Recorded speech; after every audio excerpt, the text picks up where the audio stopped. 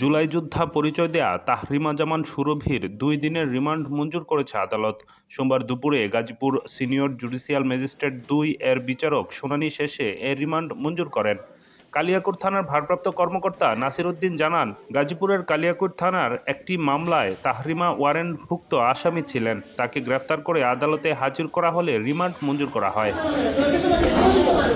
OC Nasir Uddin বলেন, মামলাটি করেন নাইমুর রহমান দুর্জয় নামের এক যুবক। অভিযোগে বলা হয়, অর্থ আদায়ের উদ্দেশ্যে অপহরণ ও ভয়ভীতি প্রদর্শনের পাশাপাশি সামাজিক যোগাযোগ মাধ্যমে ব্ল্যাকমেইলিং কার্যক্রমে জড়িত ছিলেন তাহরিমা।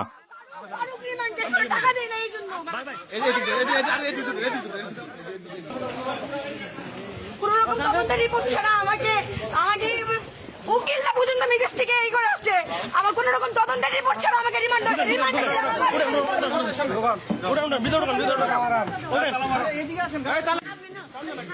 ওরে বলবা আম্মু, ওদের বলে দিও, অপু বাইরে বলবা যে ওই ফারুক টাকা চাইছে ওরা দেয় না, রিমান্ড চাইছে 2 দিনের রিমান্ড আছে, আবার রিমান্ড